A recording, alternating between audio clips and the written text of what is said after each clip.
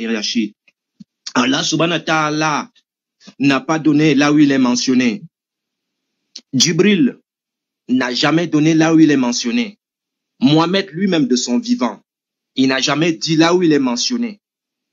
Les 4 califes Rachidoun, ils n'ont jamais dit là où il est mentionné. Mais nous avons des musulmans en 2023 qui vont nous prouver que Mahomet est mentionné quelque part. Donc nous on attend. Et déjà, je ne sais pas si le frère Yoshua, il sait lire, je ne sais pas s'il comprend français. Je vois qu'il commence par dire, est-ce que les musulmans disent Mohammed est mentionné dans la Bible, tonton? C'est pas ça le thème, tonton. Il faut lire le thème.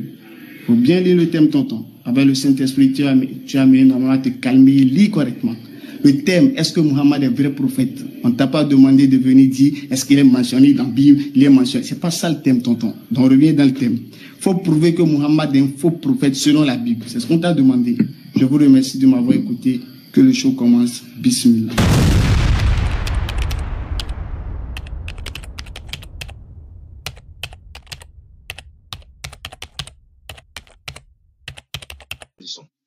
Nombre chapitre 12, à partir du verset 4. Soudain, l'Éternel dit à Moïse, à Aaron et à Marie, allez-vous trois à la tente d'assignation, et ils y allèrent tous les trois. L'Éternel descendit dans la colonne de nuée, et s'étend à l'entrée de la tente.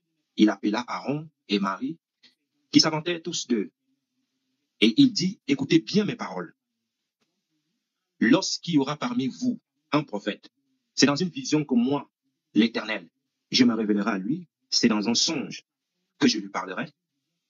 Il n'en est pas ainsi de mon serviteur Moïse. Il est fidèle dans toute ma maison. Je lui parle bouche à bouche, je me révèle à lui sans énigme. Et il voit une représentation de l'Éternel. Dans ce verset, le verset il est clair. Dieu parle en songe, il parle en rêve, il parle en vision, il parle de bouche à bouche. Alors, Moïse a même la possibilité, lui, par contre, de voir la représentation de l'Éternel. On se pose la question dans la Bible. Si Mohamed entre dans les critères bibliques, est-ce que Mohamed a parlé à Allah? Question. Ok, alhamdulillah rabbil alamin, wa salatu wa salam ala rasulillah wa ba'd. D'abord, le frère, normalement, il aurait pu poser les bases. Je m'attendais à cela. Il devait dire comment est-ce qu'on reconnaît un prophète selon la Bible. Ça devait commencer par là. Et c'est à partir de ce critère qu'il va donner dans la Bible que nous allons pouvoir maintenant mettre Muhammad sallallahu alayhi wa sallam au scanner des critères que la Bible a énumérés pour reconnaître un vrai prophète. Mais il ne l'a pas fait. Donc, ce que je dis, la base est déjà bâclée, dans le sens que il s'est tiré une balle dans le pied, donc c'est-à-dire qu'il n'ira pas trop loin dans le débat. Voilà. Maintenant, il a pris nombre 12, verset 4, 5, 6, voilà, où l'Éternel Dieu dit, il parlera, et dit, écoutez bien mes paroles, lorsqu'il aura parmi vous un prophète, c'est dans une vision que moi, l'Éternel, je me révélerai à lui, c'est dans un songe que je lui parlerai. Donc pour lui, en dehors de ces deux canaux de diffusion du message de l'Éternel Dieu, en dehors de ces deux canaux de révélation, soit par songe ou dans une vision, je vais dire, toute personne qui viendra avec une autre manière que l'Éternel Dieu l'a parlé, je vais dire, cette personne n'est pas un prophète. C'est ce qu'il a voulu dire en avançant. Donc 12. Donc par conséquent, si Allah ne s'est pas révélé au prophète Muhammad par un songe, sallallahu alayhi wa sallam, ou bien il ne s'est pas révélé à lui de façon directe, donc ce qu'il dit pour lui serait un faux prophète. C'est ce qu'il voudrait dire. Maintenant, ça serait une ignorance béante, grandiose de sa part des textes bibliques. Nous allons lire ensemble le livre de Luc, chapitre 1, verset 11. Je vais lire à mon niveau si c'est bon.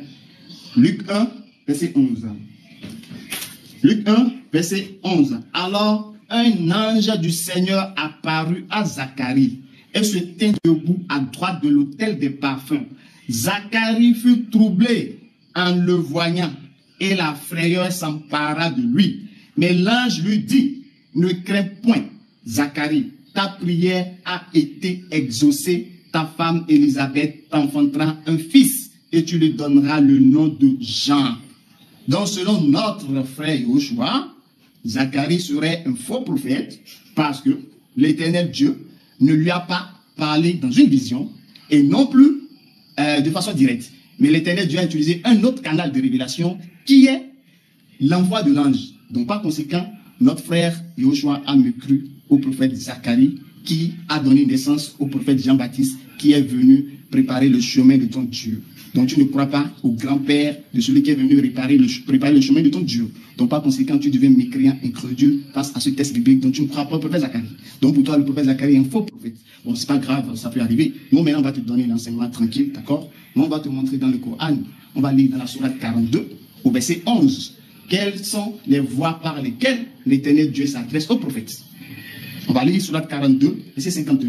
Je vais lire à mon niveau, vous allez suivre avec moi, Inch'Allah. Sourate 42, verset 11. Sourate 42, verset 51. Voilà. Il n'a pas été donné à un mortel qu'Allah lui parle autrement que par révélation ou de derrière un voile ou qu'il lui envoie un messager ange. Oh là là, le frère Yoshua, tu as pourtant le réduit du Coran. Comment ça se fait que tu n'as pas pu lire ce verset, dommage? Qui révèle par sa permission ce qu'il veut. Il est sublime et sage. Tu vois là, elle est en train de dire qu'il peut parler à un prophète en lui envoyant un ange. Et si tu dis que tu ne crois pas à ce verset, bon, si déjà tu ne crois pas à un verset biblique qui dit que Zacharie, l'ange l'a parlé, comment pourrais-tu croire à un verset coranique? Ça serait dommage. Mais néanmoins, pour l'enseignement, pour ceux qui nous suivent, on va donner l'enseignement tranquille, d'accord? Donc, là ici, il montre qu'en dehors des deux voies, soit par vision ou bien par révélation, l'Éternel Dieu aussi peut révéler à un prophète par l'intermédiaire d'un ange. Et c'est ce qui a été fait dans le cas de Zacharie. Tu vois, l'Éternel a dit, l'ange est venu parler à Zacharie. Ce que l'ange disait à Zacharie, là, qui l'a envoyé de venir dire ça? Qui a dit à Zacharie, qui a dit à l'ange, il faut venir dire à Zacharie, tu enfanteras un fils, tu lui donneras le nom de Jean. Qui a envoyé l'ange là? Qui était là? Tu vois? Donc, qui a envoyé l'ange? C'est ça la question. Maintenant, comme c'est balayé, donc il ne faut plus jamais utiliser le nombre 12 versets 4, 5 et 6. Sinon, ça serait un anti-goal. Donc ça, c'est game over, on fout ça à la poubelle. Ramène un autre verset, s'il te plaît, et on va avancer. Maintenant, pour te donner l'enseignement, tu as dit, c'est même pas un critère de reconnaître un vrai prophète, parce que s'il reçoit un ange, il a peur, ou bien il a quoi? Ah, c'est ça que je dis, en fait, il faut lire. C'est pourquoi le prophète Muhammad, sallallahu alayhi wa sallam, la meilleure des créatures, il a dit, Iqra, le premier verset qui est descendu, lis, lis, cherche la connaissance, instruis-toi, cherche, fouille. Mais tu n'as pas lu le verset de Luc 1, Luc 1, verset 11 à 12. Attends, on va positionner, on va aller pour ta gouverne, pour ton enseignement, c'est là, c'est bon. On dit, verset 11, alors un ange du Seigneur apparut à Zacharie et se tint debout à droite de l'autel des parfums. Zacharie fut troublé en le voyant et la frayeur s'empara de lui. Oh là là, on dit Zacharie, lorsqu'il a vu l'ange, c'est même pas peur, on dit frayeur. Bon, je sais que tu comprends le français. On dit frayeur, de ce qu'il dit, ça dépasse même la peur. Donc l'ange, lorsqu'il a apparu à Zacharie, d'abord il fut troublé. Donc il était troublé, il ne sait même pas ce qui s'est passé. Et on dit encore, une frayeur s'empara de lui. Il avait tellement peur de voir l'ange. Donc, parce qu'il a vu l'ange, les faux prophètes, merci d'avoir me cru. C'est bon, ou bien. Voilà. Donc, on dit qu'il a eu peur. Est-ce que cela veut dire qu'il est faux prophète parce qu'il a eu peur? Même si Muhammad, sallallahu alayhi wa sallam, il avait vu l'ange Gabriel et qu'il a eu peur, il est rentré pour se couvrir. Ça fait de un faux prophète? Non, mon frère Yoshua.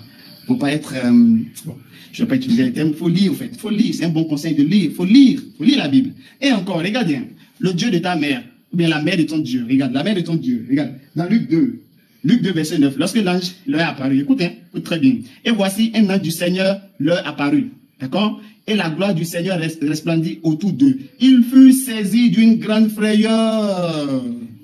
Frère Yoshua, fallait lire Luc 2, fallait le lire. Luc 2, on dit, lorsque l'ange est apparu pour annoncer la naissance de ton Dieu Jésus, regarde ce qu'ils ont dit. On dit, afin de se faire inscrire avec Marie, sa fiancée, donc à Marie et Joseph. On dit Marie et Joseph, et tous deux là, ils furent saisis d'une grande frayeur. Mais l'ange leur dit, ne craignez point. Donc il a fallu que l'ange les rassure. Donc l'ange est venu rassurer la mère de ton Dieu. Parce que, normalement, la mère de ton Dieu. L'écran est parti, je ne vois pas l'heure là. Il faut que je vois l'heure. Il faut que ça pique, en fait. Voilà. Donc, ok, d'accord.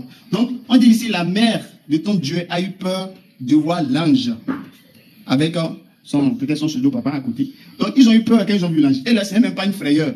Une grande frayeur. Donc, si déjà la mère de ton Dieu voit l'ange et a peur. Donc, si un saint prophète Muhammad sallallahu alayhi wa sallam, s'il voit l'ange qu'il a peur, lequel devait être problématique? Lequel devrait te faire des nuits blanches? Tu devais passer des nuits blanches à penser à la mère de ton Dieu qui a vu l'ange et a peur. Donc, reviens dans le thème, n'a mal aller voir et sa femme pour te découvrir, sa femme là, c'est pas ta soeur, sa femme, c'est pas ta mère, sa femme, c'est pas ta tante. Donc, tu n'as aucun problème avec ça. Et même si elle allait voir sa femme, c'est vous le problème. Le problème, c'est ça qui prouve que c'est un faux prophète. Il faut montrer encore reconnaître un vrai prophète. Et Waraka, qui a de quoi, c'est pas ça le thème. Reviens dans le thème, mon frère Yoshua. Reviens dans le thème. Montre quel est le critère. Tu as déjà donné le nombre 12, verset 3. On a mis ça à la poubelle, game over. Ramène un autre verset, s'il te plaît. Montre comment on peut reconnaître un vrai prophète. Salam alaikum.